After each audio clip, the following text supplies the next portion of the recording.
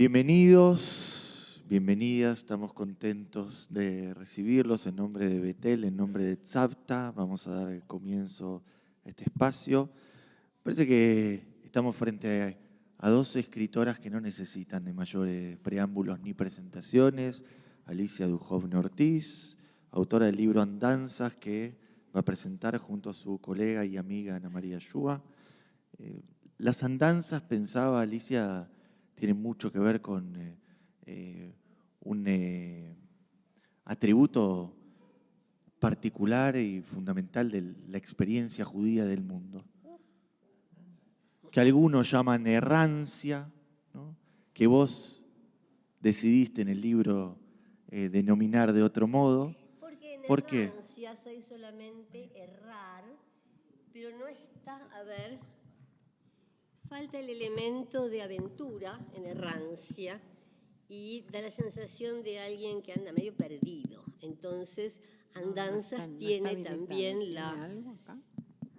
el elemento aventurero que a mí me importa y que viví de verdad. Bueno, Opa. y también mira lo que me das. Te puedo ofrecer por el mismo precio el inhalable. Por el mismo precio, sí, así. Dale. Hola, ¿está bien? Sí, bueno.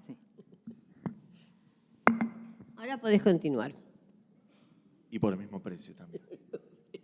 Bueno, así que acerca de tus aventuras errantes y tus andanzas vamos a escuchar el día de hoy. Le cedemos la palabra, por favor, para comenzar con este espacio. Gracias a todos y a todas por venir. Bueno, ¿qué tal? Encantada de estar acá charlando con ustedes y muy feliz de tener la posibilidad de hablar de un libro que me encanta, un libro que en realidad es 3 libros. Voy a hablar poquito yo, porque la que nos tiene que hablar hoy es Alicia, que vino especialmente de Francia y después se vuelve a Francia. Entonces hay que aprovechar que la tenemos acá y hacerla hablarse todo. Decía, es un libro que me gustó muchísimo. Andanzas es en realidad 3 libros. 2 que ya había leído, El árbol de la gitana, El collar de perlas rojas, y uno nuevo que es Aguardiente y que completa la trilogía. Está presentado como una trilogía autobiográfica y es mucho más que eso. Es mucho más que eso porque además de todo lo que tiene que ver con Alicia, con su historia personal, con las cosas que le pasaron en la vida, tiene que ver con la historia en términos generales, con la historia del mundo, con la historia de la humanidad, con la historia judía y con muchas otras historias que andan por ahí. Hay muchas cosas maravillosas que se pueden decir del libro, de la prosa de Alicia, pero hay una que yo sé que a Alicia le gustó mucho, que la dije en un Zoom y a ella le encantó, así que lo voy a repetir, que es lo siguiente. Este libro, para mí, y la prosa de Alicia y la forma de contar que tiene Alicia, tiene mucho que ver con el anillo del rey Salomón. El anillo del rey Salomón, como ustedes saben, decía adentro, también esto pasará. Y bueno, tenía esa característica de hacer que en los momentos desgraciados traer un elemento de calma y la posibilidad de pensar que iba a haber alegría futura. Y en los momentos de alegría, recordar que no todo es perfecto y que también existe la desdicha y hay que estar preparados para ella. Muy judío el anillo del rey Salomón, como corresponde.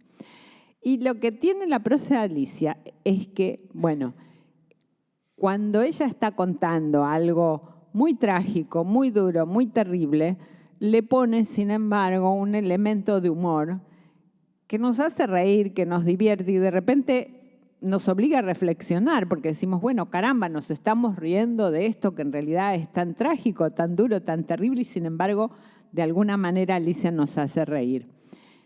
Y por otra parte, cuando ella cuenta algo cómico que aparentemente trajo al libro, que aparentemente está allí solo para hacernos reír y para divertirnos, sin embargo está allí también el germen de la tragedia.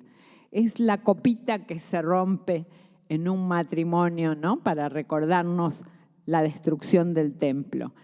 Y Alicia, bueno, tiene esas dos cosas, ¿no? Por un lado, la alegría y la posibilidad de hacernos reír, y por otro lado, no se olvida de que todo puede ser también duro, trágico, dramático. Las dos cosas están muy presentes en su prosa y es una maravilla la forma en que ella lo desarrolla a lo largo de estas 3 novelas. Entonces yo quisiera empezar por hacerle una pregunta, Alicia, que es la pregunta que quizás todos ustedes estén formulando. Es ella la que le puso a esta mesa, a esta charla, el título de Judaísmo incierto, y yo quisiera saber por qué. Claro. Yo aparte de su apellido, debo, ¿no? Aparte de su apellido, que todos sabemos, eso de Duhovne Ortiz es bastante incierto, pero bueno. Eso voy a explicar por qué firmo Duhovne Ortiz. Bueno, Ortiz era mi mamá, Alicia Ortiz, escritora feminista, comunista, y mi papá, Carlos Duhovne, agente soviético de agitación sindical, miembro de la Internacional Sindical Roja, pero de eso vamos a hablar mucho ahora, porque son elementos determinantes en mi vida. Pero esta incertidumbre quedó clara para mí, si la incertidumbre pudiera quedar clara, gracias al general Perón. En 1946, Perón instauró la enseñanza religiosa en las escuelas. Hasta ese momento, mi familia de origen cristiano, Ortiz Oderigo, y mi familia de origen judío, Duhovne Brun, jamás había dicho una palabra en mi presencia sobre el tema religioso o de pertenencia o de identidad, nada. De manera que yo de chiquitita algo me olía. Cuando íbamos a visitar la Bove, bueno, la Bove no decía té, decía tei, y no tomaba el té en taza, sino en vaso con agarradera. Pero eso era todo porque estaba muda y tenía muchos motivos la Bove para estar muda. Pero yo me olía en las dos casas, en la de la Bove y en la de mi abuela Carmen, una diferencia. Yo me sentía distinta en los dos lugares, pero no completamente distinta, sino distinta por mitades, porque efectivamente soy mitad distinta de una manera y mitad distinta de la otra, dada mi condición de mixta. Pero el tema, concretamente, la pregunta sobre el tema judío no se había planteado nunca hasta 1946, cuando Perón instaura la enseñanza religiosa y entonces las chicas del grado donde yo estaba, en una escuelita del barrio de Flores, nos separamos. Las que son las verdaderas, las que tienen que quedar adentro, las que forman parte del mundo tal como debe ser, o sea, las católicas, se quedaban en el grado. Y las otras, que éramos nosotras, las otras, no teníamos en ese momento todavía un aula. Después nos pusieron una para enseñarnos moral, que nadie sabía qué era la moral. Nos hablaban de Aristóteles, teníamos 7 años. Buah. Pero al principio estábamos contra la pared, apretadas así, había un alerito, si llovía nos apretábamos contra la pared, y fue el momento en el que las otras, nosotras que estábamos afuera, a las que nos habían expulsado de la clase, nos miramos y las chicas se preguntaban entre ellas, las otras, porque yo era la otra de las otras, se preguntaban entre ellas, ¿vos sos judía? Sí, yo soy judía, sí. Y después me lo preguntan a mí, y yo, blanco total, no sé. No sé porque no me lo han dicho. O sea que les contesto mañana, les dije. Me parece que sí, pero les contesto mañana. Llego a mi casa, estaba mi padre y mi madre, y les pregunto, bueno, pasó esto, me preguntan si soy judía. Y entonces mi madre se calla la boca y mi padre me dice, bueno, para los judíos muy particularmente ortodoxos o creyentes o como sea, no, puesto que tu madre no es judía. Yo soy judío, me dijo, pero tu madre no. Hay que tener mucho cuidado con lo que se le dice a un chico porque el oído infantil registra cosas raras. En mi cabeza quedó que yo era hija de un judío y de una no. Mi mamá era una no. Y años más tarde me reí mucho con la deliciosa Alicia Steinberg. Esto fue en los años 80, cuando me invitaron por primera vez, después de que me fui del país en el 78, hubo una reunión en el Teatro San Martín intitulada Los escritores judíos hablan de la Biblia, que me dejó visca ya el título, porque hasta ese momento los escritores judíos argentinos no hablábamos de la Biblia. Hubo un regreso en el mundo entero al tema religioso, identitario, como lo quieran llamar, o sea que era muy novedoso. Bueno, Alicia Steinberg dijo lo siguiente: bueno, en mi casa, cuando se hablaba del tema judío, a mí lo que me decían era, no, nosotros no somos nada. O sea que ella era nada y yo era hija de una no. Eso ya de por sí crea cierta incertidumbre. En mi caso particular, si querés que siga o me querés encajar una pregunta en el medio para no quedar ahí como peludo regalo, ¿no? Yo encantada de ser peludo de regalo, no tengo ningún inconveniente. Bueno, después me harás preguntar, porque esto va junto. Sí, dale. Esto sucedió en el año 46, que fue un año muy particular donde sucedieron muchas cosas. Sucedió que hasta ese momento yo tenía una identidad. No sabía si era judía o no era judía, era medio. Bueno, ahí ya me enteré de que era hija de una no y de un judío. Pero éramos comunistas, éramos en plural. Mi padre había estado preso en la cárcel de Neuquén, a donde yo lo fui a visitar a los 5 años, y a mi casa venía gente del partido. Yo estaba, aparte de tener una familia, tenía un grupo político, sociocultural, estábamos rodeados. Y en el 46, mis padres, padre y madre, que se conocieron en el Partido Comunista, en el año 35, tomaron la decisión de irse del partido a causa del estalinismo. Entonces, de un día para el otro, como a mí no me decían todo, pero me decían bastante, me explicaron que ellos seguían sosteniendo los valores del comunismo, pero que ya no estaban en el partido, porque Stalin era malo. Sabéis que Stalin había sido buenísimo hasta 10 minutos antes y ahora de repente era malo. O sea que de repente yo era hija de un judío y de una no y ya no era comunista. Yo a los 5 o 6 años más o menos en el colegio dije delante de todo un colegio de la maestra, yo soy atea y comunista y mi papá está preso en Neuquén, porque era mi orgullo, era mi identidad. El comunismo era mi orgullo. Mi madre me hacía sentir la cárcel de mi padre como algo extraordinario. Es decir, yo en ningún momento me sentí mal, por eso me sentía muy bien y hasta superior al resto de las chicas. El mío estaba preso por comunista. Bueno, recién ahora estoy juntando el tema de las fechas. ¿Por qué ocurrió esto en el 46? ¿Por qué Perón decretó la enseñanza religiosa? No sé, en el 46. ¿Qué tenía en ese momento? ¿Por qué tenía que quedar bien con la iglesia en ese momento? No sé.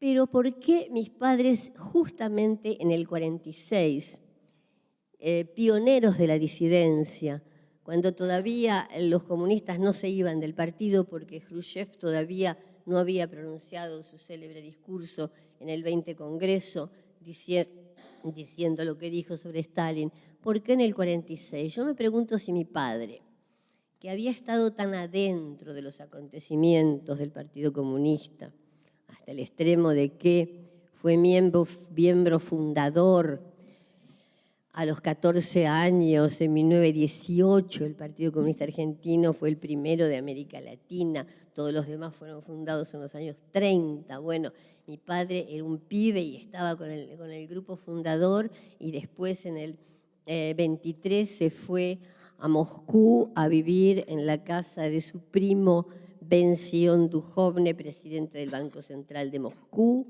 y ahí se encontró con grupos de predisidentes, todos judíos. Voy a volver a eso. ¿Pero por qué en el 46? Porque en el 46 fue la historia de la Carta de Crimea. esta Crimea que nos da tantos dolores de cabeza. La Carta de Crimea, que un grupo de unos 200 intelectuales judíos rusos le escribieron ingenuamente a Stalin y a Molotov, pidiéndoles que les diera a los judíos rusos Crimea para que hubiera, aparte de lo de Birobidzhan fue otra historia, que les diera Crimea para que crearan allí una república socialista. La respuesta de Stalin y Molotov fue una inmensa masacre, es decir, fusilaron a unas 200 personas. Debo decir que venció en Duhovne, el primo de mi padre, había sido fusilado en 1937, lo cual no era nada original porque en ese momento deben haber fusilado unos 10 millones. Pero esto de la Carta de Crimea tiene que ver directamente con la historia de mi padre, porque el patrón de mi papá en el Comintern, concretamente en el ala clandestina de la Internacional Sindical Roja a la que pertenecía mi padre, Lozovsky, que lo mandó a mi padre en 1928 a trabajar en Montevideo en el Buró Sudamericano de la Internacional Sindical Roja y a dirigir unas pequeñas revoluciones en Bolivia, en Perú, bueno, en Chile, en la República Socialista de Marmaduke Grove de 1932, todo eso. Bueno, a ver, díganme si cuando me pierdo, porque estoy un poco mayor y a veces me pierdo, pero es el Alzheimer de los 15 minutos. Sí, si mi padre podía saber en Buenos Aires, ya habiéndose ido del Partido Comunista, lo de la Carta de Crimea, y si pudo saber que Lozovsky, su patrón en Moscú, junto con otras 200 personas que fueron la flor y nata de la inteligencia judía rusa, entre otros Michoels, Shlomo Michoels, el director del teatro Yiddish de Moscú, supuestamente aplastado por un camión. Bueno, si mi padre podía saberlo, en todo caso, ese año, 1946, comienza para mí la gran pregunta. La pregunta sobre quién soy. ¿Soy judía? ¿No soy judía? Hasta que de a poco, muy de a poco y a fuerza de seguir pensando en todo lo que no sé, me di cuenta de que esa pregunta es precisamente y profundamente judía. Esta filosofía, este modo de ver el mundo, tiene la profunda inteligencia de no asestarnos lo que los gallegos llaman verdades de apuño, sino que tiene la inteligencia de la duda y de la incertidumbre. Es decir, que al no saber durante una vida entera si soy judía o no, yo creo que he sido mi vida entera profundamente judía. Bueno, muchas gracias, muchísimas gracias, interesantísimo como siempre todo lo que contás. Sí, sin duda, la pregunta por la identidad es absolutamente judía y es algo de lo que los judíos siempre hablamos entre nosotros y nos preguntamos y nunca estamos no inseguros, porque bueno, eso digamos, cada uno lo vive a su manera, unos sienten incertidumbre, otros no, pero sin duda todos necesitamos de alguna manera reafirmar y confirmar y repensar sobre todo, ¿no?, nuestra identidad. Eso es absolutamente cierto. Bueno, en este libro yo diría que vos manejás como mínimo dos planos de judaísmo. Por un lado, la historia, la gran historia, las persecuciones, los pogroms, la Inquisición,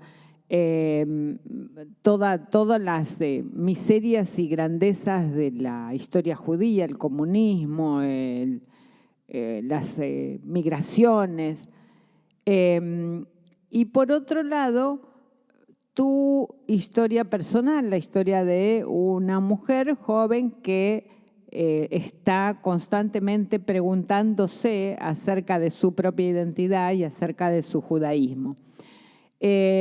Y reconstruyendo de diversas maneras su propia historia personal. Entonces yo quería saber cómo armaste esta novela y cómo, digamos, pudiste conciliar la tensión entre estos dos elementos, ¿no? Por un lado, la gran historia universal judía y por otro lado, esta historia personal tuya tan única y tan especial y propia. Bueno, la trilogía se fue armando sola, de estos 3 libros, El árbol de la gitana, lo empecé a escribir apenas llegué al exilio en los 80, Las perlas rojas es del 2005, y Aguardiente tiene que ver con los 11 años, últimos 11 años de mi vida, que pasé en el campo francés, en un lugar con el que aparentemente no tengo nada que ver. Pero vamos primero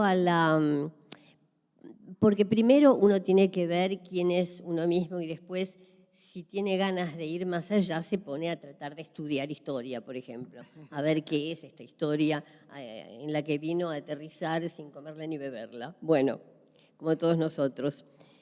Cuando yo le preguntaba a mi padre, además de la pregunta, bueno, ¿quién es judío acá? Vos, mi mamá no, bueno, perfecto. Pero ¿de dónde venían? Buah, hacía así con la mano, como las hojas del otoño, cuando caen, ¿no? Las hojas de plátano. Y bueno, de Besarabia. ¿Pero Besarabia qué era? Y la capital se llamaba Kishinev, a veces era Rusia, a veces era Moldavia. No sé si hablaba de Rumania, nunca habló de Ucrania. Y eso es una cosa muy rara, porque me ha pasado con muchos judíos argentinos de París, que ahora con lo que está pasando con Ucrania, se avivan de que la mayoría de ellos venían de Ucrania. Los que venían de Polonia venían de Polonia. Pero, bueno, los de Ucrania no lo mencionaban, pero en todo caso me hacía así mi padre. Bueno, Besarabia. Con lo cual yo no había ganado gran cosa en el terreno de la certidumbre. En el año 2005 me gané una beca francesa, la Mission Stendhal, para ir a hacer un trabajo de investigación en un lugar del mundo con vistas a escribir un libro. Efectivamente, investigué mucho y escribí la biografía de mi padre, el camarada Carlos, itinerario de un enviado secreto. Y no sabía dónde ir porque este lugar es medio difícil, tomarse un avión a esto. Entonces me tomé un avión a Kishinev, porque él decía que era la capital. Y además soy muy bruta para ver mapas, para mirar mapas, porque si hubiera mirado un mapa me habría dado cuenta. Fue interesantísimo de todas maneras lo de Kishinev porque hablé largo y tendido con la bibliotecaria de una vieja y pobretona biblioteca de Kishinev, donde aproveché para preguntarle a esta señora, bueno, enfrente el Joint estaba haciendo una enorme biblioteca, pero esta era la vieja, a preguntarle por el pogrom de Kishinev de 1905. Hubo 2, 1903 y 1905. Y ella me dijo, bueno, hablamos de esos porque había prensa extranjera en ese momento en Kishinev, pero si no, todos los años había uno para Pascua y en cualquier otro momento. Bueno, ¿y por qué el pogrom ese del que habló la prensa extranjera? ¿Por qué tuvo lugar? Esta señora me mira con ojos de como diciendo, pero qué boba, ¿cómo no se dio cuenta? Porque los chicos judíos eran los mejores alumnos, porque eran infinitamente mejores y tenían mejores notas que los moldavos, lo cual no es ningún récord, debo decir, teniendo en cuenta, perdón, lo que son los moldavos, pero en todo caso, le digo, y eso justificó por lo menos 2 pogrom, 2 inmensas masacres, que los chicos se sacaran muy bien 10 felicitados en el colegio, y ella me dijo, sí, así fue. Bueno, y en ese momento el viaje continuó porque mi intérprete moldava, hay moldavos inteligentes y esta señora sabía más o menos 20 idiomas, miró el mapa y me dijo, pero madame, no es acá, es en Ucrania. Entonces, como la bequita francesa era marreta, nos tomamos un ómnibus de gitanos y llegamos al Dniester de noche, llovía.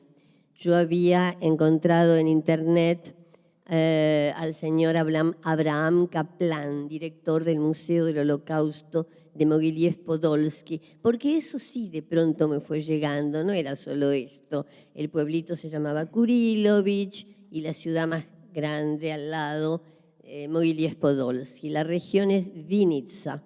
En este momento no es muy bombardeada, pero la ciudad, la capital de Vinnytsia, se llama Vinnytsia, esa sí la bombardearon. Bueno, total que ahí con Abraham Kaplan me mostró el gueto, me mostró el mapa del gueto que él había hecho y me llevó en un auto destartalado y por el camino me dijo, bueno, usted tiene que saber que estamos yendo en este taxi rumbo a Kurilovich sobre fosas comunes que nunca han sido abiertas todavía.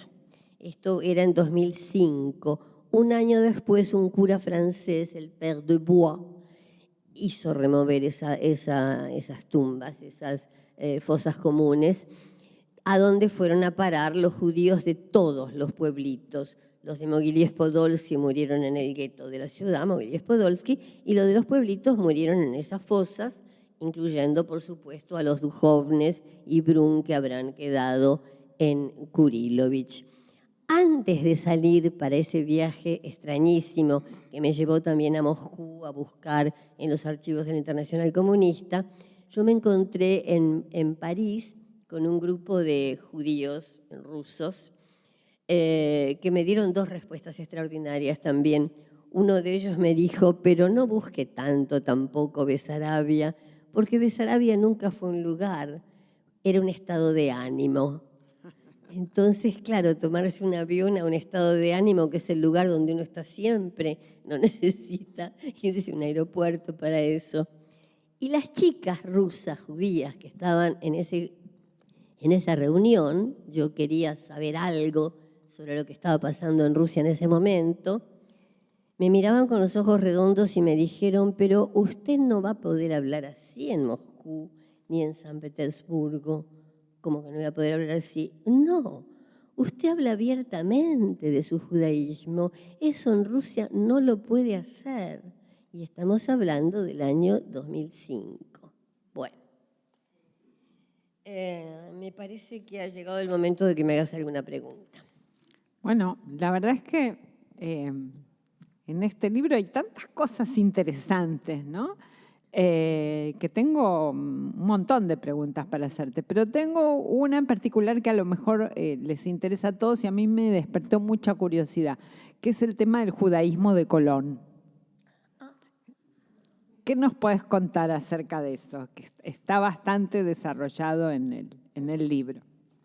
Claro, en la primera de estas tres autoficciones, las llamo autoficciones no porque sean macaneo, yo estudié y todo, es verdad, todas las leyendas familiares han sido rigurosamente estudiadas, pero una de esas leyendas familiares, bueno, vaya uno a saber, el apellido de la rama materna de mi mamá era Oderigo, en realidad un viejo apellido genovés Oderico. Había habido un dogo, Oderico, y los Oderigo llegaron a la Argentina en 1826, submarinos naturalmente, invitado por el presidente Rivadavia. Esto le interesa mucho a Mempo Giardinelli porque el río Paraná es su tema, para hacer una flotilla fluvial que uniera Buenos Aires con Asunción del Paraguay. Pero eso vino después. Pero en la leyenda familiar estaba Colón, nada menos, total. Ya que éramos genoveses, entonces yo tenía un tío que se llamaba Mario Oderigo, que era juez y que tenía una vieja revista con fotocopias de facsímiles de viejos papeles, donde aparecía un embajador, Miser Nicolò Oderico, amigo de Colón, que había presentado a Colón a los reyes católicos. ¿Cierto o no cierto? Hasta ahí yo no pongo mis manos en el fuego, pero estaba escrito. Y lo del judaísmo de Colón se lo robé a Mario Mushnik, el editor argentino de Madrid, Porque él encontró cosas muy interesantes en relación con este extrañísimo personaje que fue Colón. Su lenguaje, no se sabía en qué idioma escribía. En español escribía mal, pero tampoco escribía bien en italiano, no sabía latín. Y además, ¿qué pasó la noche en que se embarcaron en las 3 carabelas? Se embarcaron un 2 de agosto, pero los marineros tradicionalmente festejaban en tierra hasta el amanecer y se embarcaban después. Y estas tripulaciones de la Santa María, la Niña y la Pinta se embarcaron muy rápido. En la tripulación iba un traductor de hebreo llamado Luis de Torres. Uno se pregunta para qué Colón se iba a Catay, a las Indias, con traductor de hebreo, y además por qué la tripulación se embarcaba exactamente en la fecha en la que los reyes católicos expulsan a los judíos de España.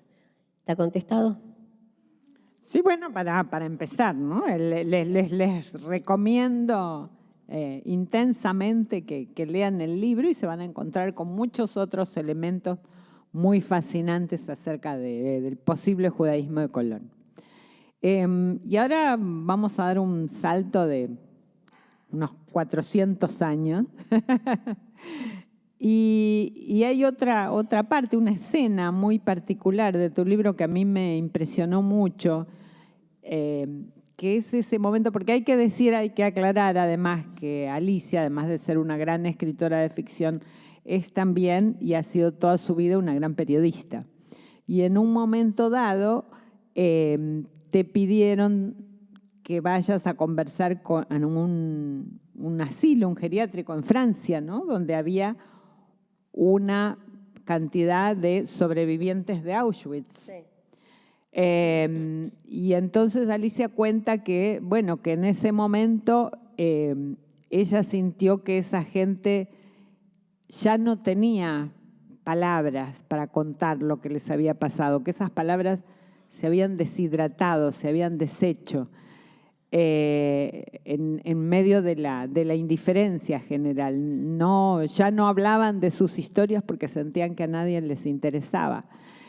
Y entonces me pregunté, ¿cómo será eso? ¿Qué carga de responsabilidad sentías vos en ese momento, ¿no? De tener que ahuecar las manos, como decís en tu libro, para recoger todas esas historias que finalmente no encontraron una salida, ¿verdad? Porque finalmente eso no se pudo publicar. Bueno, contanos un poco de eso, que es interesantísimo. Claro, a mí me llaman para recoger las historias de un grupo de unas 10 personas. Algunos habían estado en Auschwitz, todos habían sufrido lo que ya sabemos, era gente muy mayor, estaban en un geriátrico. Sí, algunos tenían el discurso deshidratado, ¿no? Es decir, que a fuerza de contarlo, sus vidas habían quedado limitadas a 2 o 3 frases. Había una que decía, yo pasé entre las redes, y no decía nada más que eso. Se había salvado. La hermana había ido a parar a Auschwitz y se había salvado, había vuelto de Auschwitz. Y esta mujer, en el fondo, sentía una profunda envidia por la hermana, porque la hermana era la heroína de la familia y ella se las había salvado pasando entre las redes. Pero la que había estado en Auschwitz y la persona por la que yo lamento tanto esa historia y esa estafa que les hicieron a este grupo de viejitos que creyeron que sus historias iban a ser publicadas, porque de eso se trataba. Yo iba una vez por semana, escribía todo lo que me decían, después les iba leyendo y ellos se asombraban mucho de que yo supiera todo eso. Yo decía, pero ¿cómo no lo sabía? No lo voy a saber si me lo acaban de contar. Pero todo eso debió salir publicado y los traicionaron, es decir, que hablaron los que tenían para decir dos o tres frases, dijeron 2 o 3 frases, pero hubo una de ellas, Anna Gliot, que forma parte de uno de los capítulos de este libro, que sí habló.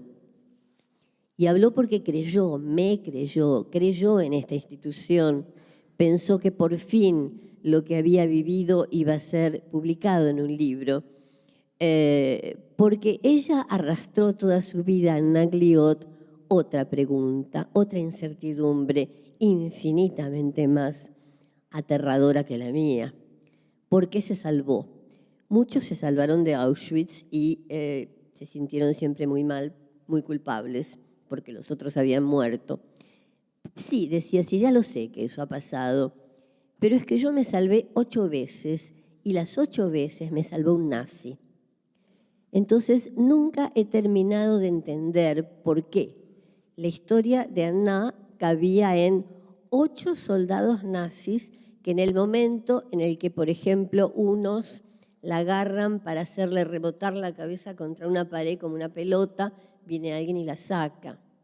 Cuando las chicas que venían en el tren, compañeras de colegio, ella de la Lorena, compañeras de colegio, se bajan del tren y llegan a Auschwitz y todas se suben a un mismo camión y Anna quería subirse con sus compañeras y un soldado nazi la baja del camión y Anna insistía para subirse y el soldado la baja de nuevo hasta que una mujer mayor que estaba ahí le dijo: ¿y por qué quieres subirte a este camión? ¿Qué te dice que ese camión para vos va a ser mejor? Y efectivamente, esas chicas no iban a pasar por la selección, iban directamente a la cámara de gas. Y bueno, entre las 8 historias de los 8 salvadores, uno de los que la salva, entre comillas, es Joseph Mengele.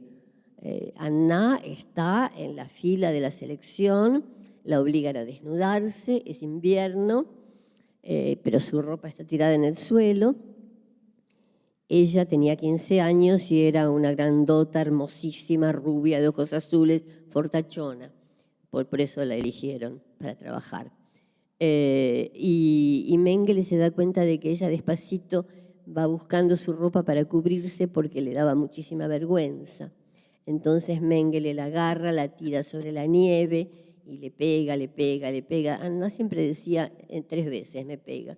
Y me pegó, y me pegó, y me pegó, pero no me puso en la fila de los que iban a la cámara de gas. Es decir, que hasta Mengele la salvó. Y esa culpa terrible, eterna, ella pensó quitársela de encima hablando 60 años después. Se había callado la boca durante 60 años. A mí me contó todo esto y yo tenía una relación excesivamente próxima con ella y haces bien en hacerme la pregunta porque eso de ahuecar las manos para recibir una historia, de pronto los que cargan con una historia tan atroz, esa historia es al mismo tiempo un cáncer, pero también es una compañía. Ellos son esa historia. Una vez que la han dicho ya no son nadie, no tienen ni siquiera esa historia. Máxime cuando el libro no fue publicado. De modo que al final de toda esta historia, esa institución judía que no voy a mencionar, pero que se lo merecería, no había puesto un psicólogo. Yo no tenía cómo arreglármelas con este grupo de personas que habían dicho todo lo que tenían para decir y que se habían quedado vacíos.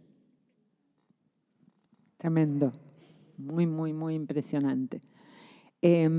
Bueno, podría seguir haciéndote preguntas sobre el libro, pero me parece que sería muy interesante si le damos participación al público, que seguramente tendrán también algo que preguntarte. Y mira, acá tenemos una mano levantada.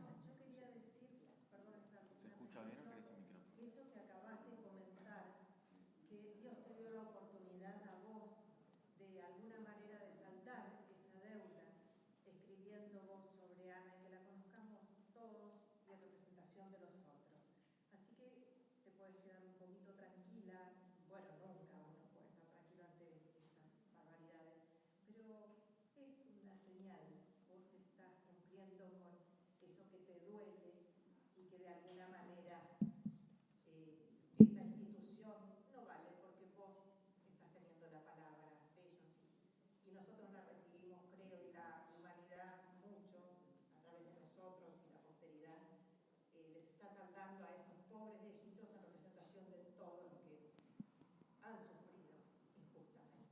Te agradezco que me lo digas. Hay algo que me gustaría decirles, no sé, bueno, vamos saltando para acá y para allá, ¿no? Claro. Hablando de arrastrar la pregunta sobre soy judía o no soy judía, esta pregunta la arrastré. En mi casa nunca se habló ni una palabra de yiddish. Mi padre había hablado yiddish de chiquito en las colonias de Barón Hirsch. Recién aprendió castellano cuando entró al colegio en castellano. Pero porque mi bobe nunca dijo una palabra en yiddish, ni en ruso tampoco.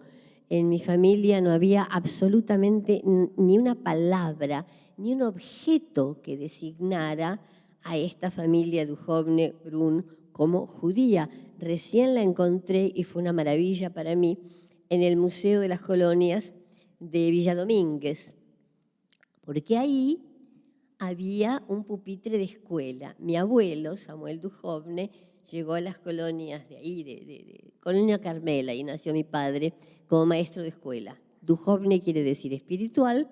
En la familia habían sido siempre maestros de tradiciones sagradas. Bueno, y ahí, al lado de Colonia Carmel, se inauguró, a mí me llamaron después para inaugurarlo oficialmente como hija del lugar, el Museo de las Colonias de Villa Domínguez. Y ahí había un pupitre que decía pupitre de la Escuela de Colonia Carmel.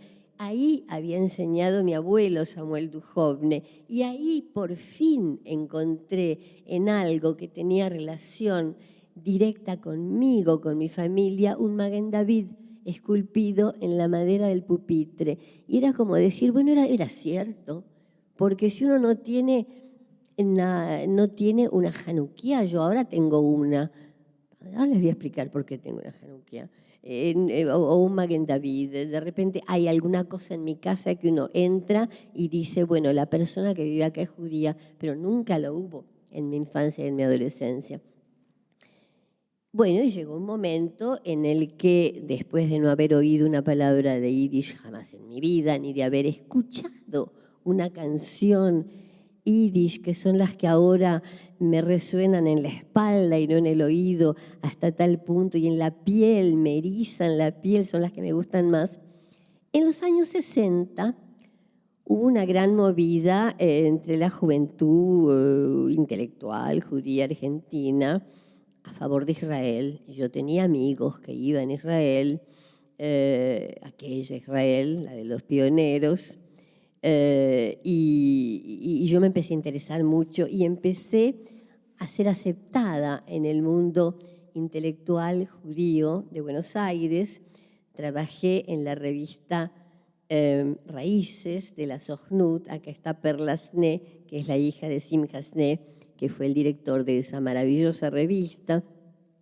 Trabajé en la revista Plural de la Hebraica. Es decir que, bueno, a pesar del Ortiz me aceptaban. Pero hasta ese momento yo quedaba un poco afuera, de todas maneras. Dividida quedé siempre. Háganme acordar, por favor, porque si me olvido es importante, por qué yo firmo Duhovne Ortiz. En un minuto se los digo. Pero bueno, estalla la Guerra de los 6 días. Y yo, que no tengo ninguna relación directa, política, intelectual, sí, de sentimiento, pero ni siquiera. ¿Qué hago durante la Guerra de los 6 días? Me meto en cama a llorar 6 días.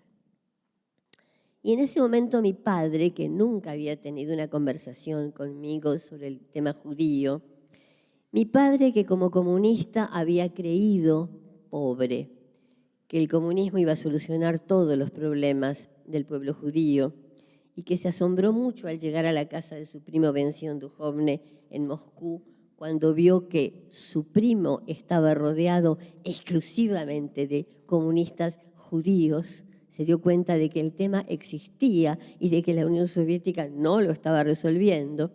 Bueno, al verme llorar metida en la cama por la Guerra de los 6 días, mi padre empieza a acercarse mucho a mí, se sienta al borde de mi cama y empezamos una larga conversación sobre judaísmo.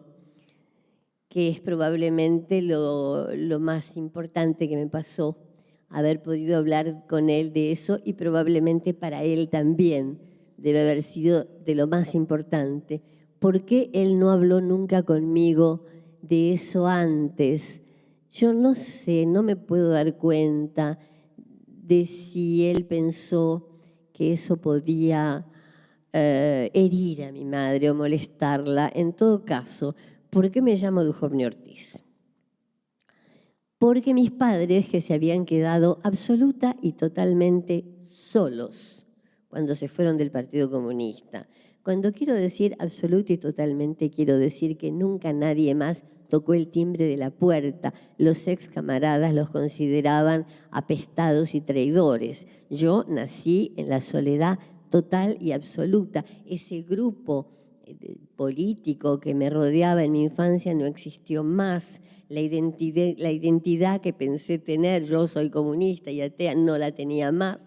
Bueno, soledad total, y yo empiezo a escribir y publico mi primer librito de poesía con el premio del Fondo Nacional de las Artes, y entonces mis padres solemnemente me llaman a su presencia y me dicen, nena, hay una cantidad de chicas Duhovne muy inteligentes que seguramente van a escribir.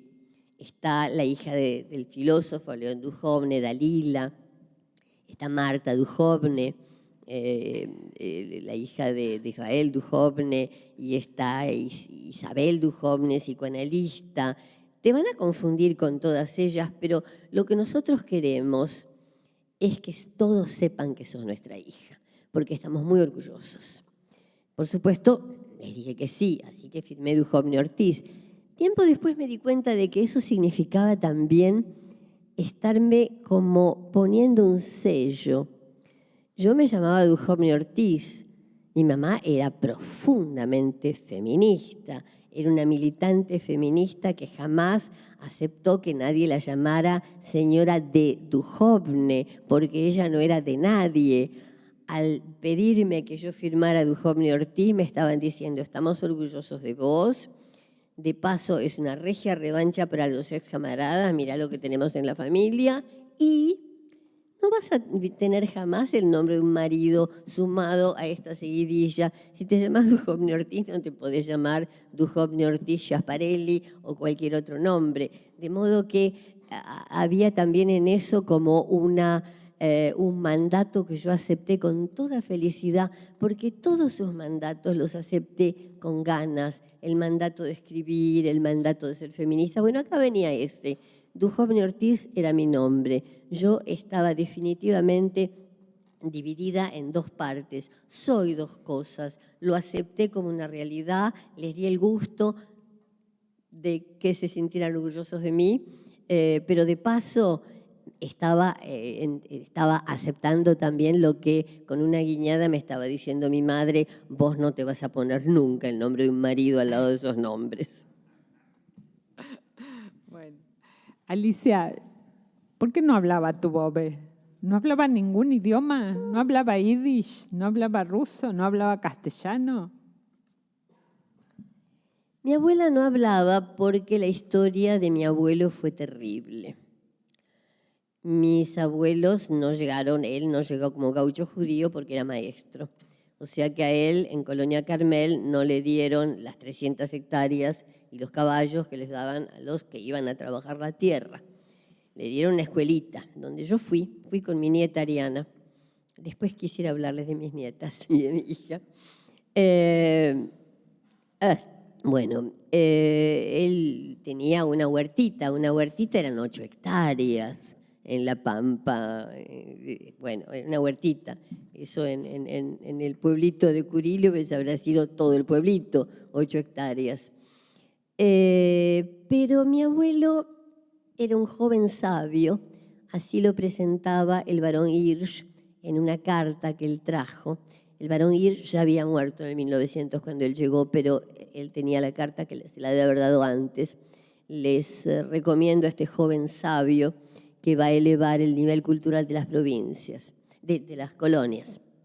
Mi abuelo sabía, por supuesto, yiddish, hebreo, arameo, ruso, alemán. También sabía sánscrito, Cuando llegué a Kishinev averigüé por qué sabía sánscrito mi abuelo. Bueno, porque las lenguas indoeuropeas eran muy estudiadas, en Rumania particularmente. Bueno, y se deprimió. Es decir, le pareció terrible tener que salir a bolear la vaca para ordeñarla. Y hay cosas que él le contó a mi padre y que yo las tenía escritas. Él le decía, Carlos, ¿te das cuenta? En Rusia la vaca venía sola para que uno la ordeñaba a la hora en que sabía que tenía que venir, y acá yo tenía que salir con el lazo a enlazar una vaca. Bueno, y además la pampa es demasiado grande, Carlos, yo no la soporto. En realidad, la pampa es demasiado grande. Y fue ahí cuando empezó a hablar de la pampa como demasiado grande, cuando empezó con su célebre pregunta, que formuló durante años, porque él no se podía suicidar así nomás, era un pensador.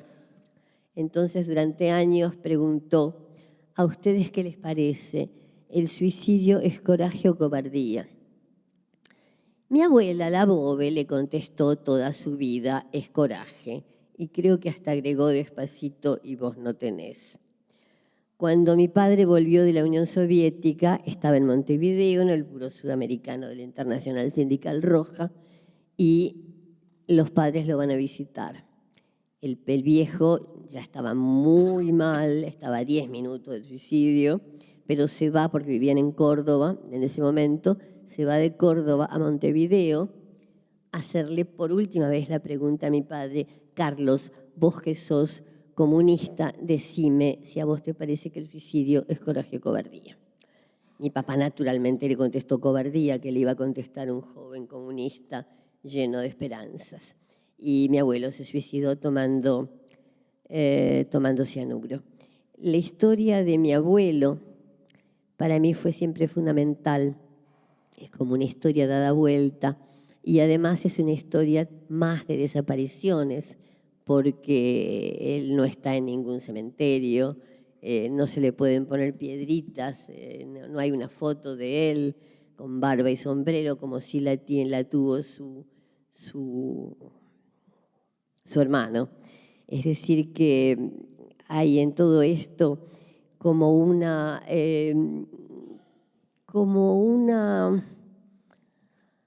historia ya contada de desapariciones, de incertidumbres.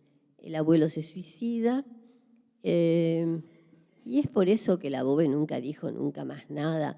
¿Qué le cabía decir a esta pobre mujer a la que traen de Rusia? Ella quería venir, pero que se encuentra de pronto sola y encima cargando, con justicia o no, con cierta culpa por este acto que yo reivindico, porque me parece que uno tiene pleno derecho a disponer de su cuerpo como mujer y como persona, y que si considera que en el país al que ha llegado no está en su lugar y que no está levantando el nivel cultural de ninguna colonia, sino que lo están hundiendo a él, yo lo comprendo profundamente a mi abuelo Samuel Duhovne.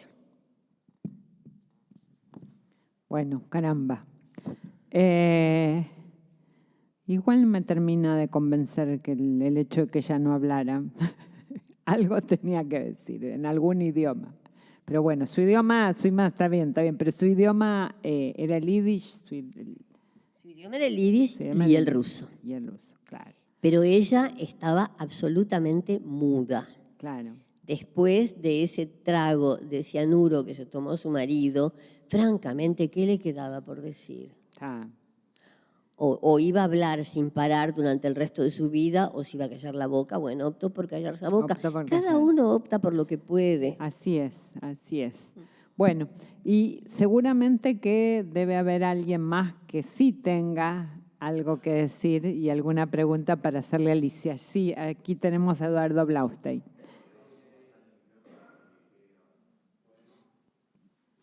Una pregunta que por ahí es poco polite, no estrictamente amable ni de velada literaria. Vos te referiste largamente, con alguna melancolía, pero bien llevada, a la tradición comunista de tus viejos y hay muchas tradiciones judeo-izquierdistas y críticas. Digamos, tenemos una historia como colectividad riquísima al respecto. Y vivimos una historia desde hace 20, 25 años absolutamente crepuscular de esas tradiciones, con un giro para un lado que no voy a calificar, pero me gustaría saber qué emociones te despierta ese giro en diferentes colectividades judías, sean de Argentina o del mundo, las que conozcas, cómo lo sentís y qué reflexión hacés vos mismas del porqué de ese giro. ¿Te referís al porqué de lo que está sucediendo hoy en Israel? No, Ah, se volcó a la derecha. claro. Sí, no, evidentemente el giro a la derecha y a la extrema derecha en ciertas comunidades del mundo y en Israel me aterra, pero me aterra el hecho de que ahora hay dos pueblos judíos, hay un pueblo judío adentro y otro fuera de Israel. Yo estoy firmando proclamas que me mandan de Tzafta, porque evidentemente estoy absolutamente en contra de lo que está sucediendo hoy. Y feliz, por otro lado, de que haya reacciones, manifestaciones tan impresionantes. Supongo que todos habremos leído el discurso de David Grossman en una de estas manifestaciones todos los sábados, donde le dice a las 200.000 personas, que para Israel es enorme, sigan luchando por Israel. Israel fue creada por pioneros socialistas.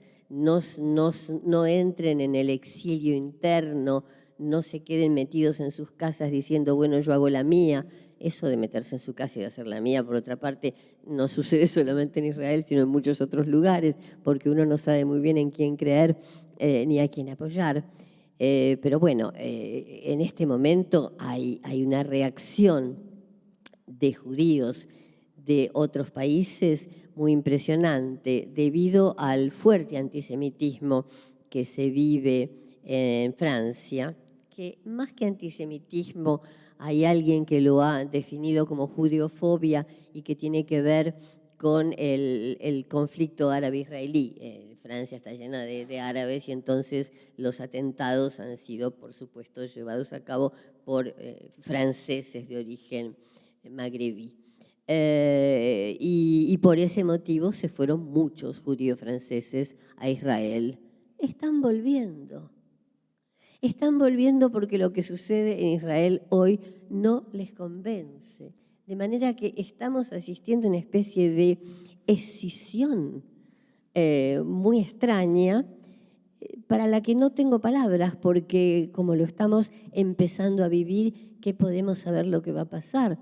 Pero esto que sucede con Netanyahu y la extrema derecha en Israel tiene que ver con una serie de regímenes autoritarios, de dictaduras que se están uniendo entre sí, diferentes entre sí, pero que tienen en común el hecho de que son dictaduras en el mundo entero. Creo que estamos viviendo un momento absolutamente aterrador. Y yo viviendo en Francia, no tengo en mi cartera y en mi mesa de luz el yodo, las pastillas de yodo, porque haya ido yo personalmente a comprarlas, como muchos franceses, a la farmacia, sino porque me fui a vivir a un lugar en el centro de Francia que queda cerca, también les puedo contar eso, yo te puedo seguir hablando una hora. Me fui a vivir a ese lugar cerca de centrales nucleares. Entonces nos repartieron en las farmacias pastillas de yodo. Y yo ahora la tengo porque cuando aparecen en la televisión francesa rusas exiliadas antiguerra y ucranianas, por supuesto, patriotas ucranianas, olvidando todo lo que ya sabemos de la Ucrania, que no siempre fue gloriosa en relación con los judíos, por eso mis abuelos se fueron de allí.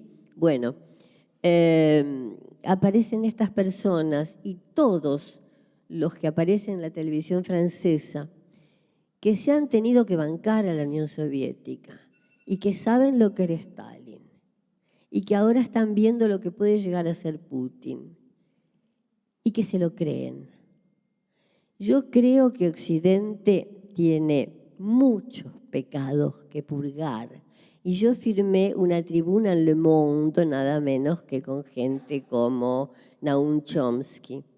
Firmé una tribuna donde decía que pese a las faltas cometidas por Occidente, en este momento hay que apoyar a Ucrania. Bueno, cuando esa gente va a la televisión francesa y habla de lo que está sucediendo hoy, es gente que sabe lo que fue la Unión Soviética. Y yo los escucho y siento un terror de su parte que comparto plenamente. No sé si van a tirar una bomba atómica, pero hay unas bombitas ahí que matan en forma puntual solamente a 150.000 personas. En eso puedo llegar a creer. Bueno, no sé si hay alguna otra pregunta para Alicia. Una más alegre para terminar.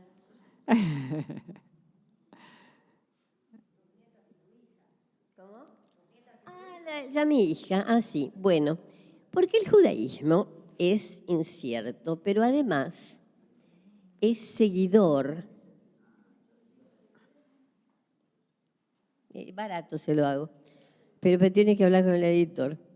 El judaísmo, además de incierto, por lo menos el mío, es seguidor como perro de sulky.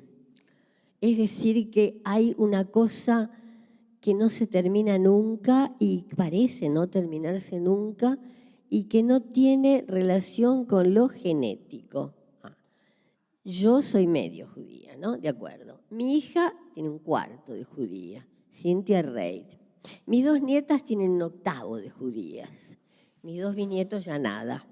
Pero yo nunca me privé de decirles amablemente a mi hija y a mis nietas, miren chicas que con su cuarto y su octavo, para los nazis no había diferencia. Ustedes de todas maneras iban a Auschwitz. Bueno, son infinitamente más judías que yo.